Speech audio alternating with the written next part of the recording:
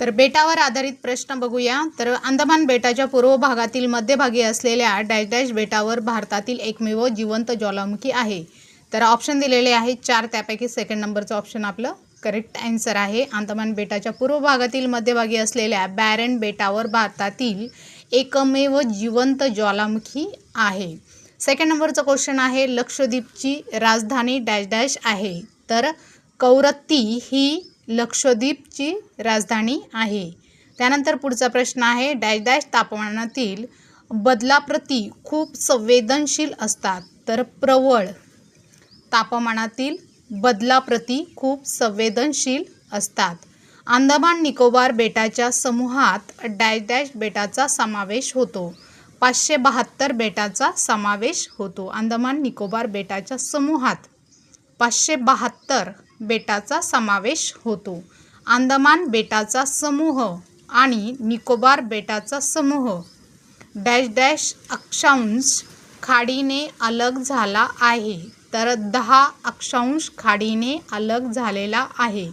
अंदमान बेटाचा समूह आणि निकोबार बेटाचा समूह 10 अक्षांश खाडीने अलग झाला आहे।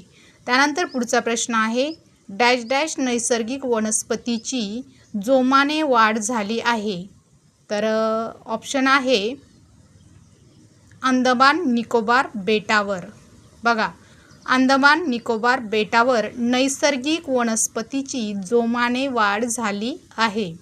अंदमान बेटावर डॅश डॅश वृक्षाच्या लाकडापासून मोठ्या प्रमाणावर फर्निचर तयार केले जाते।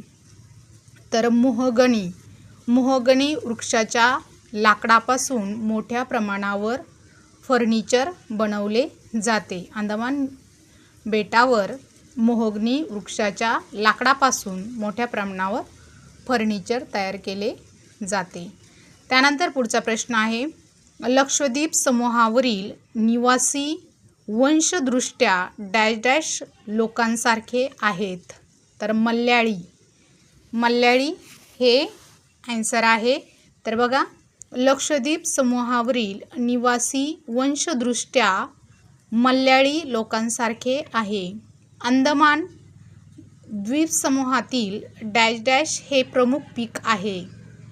तांदूळ। अंदमान द्वीपसमूहातील तांदूळ हे प्रमुख पीक आहे।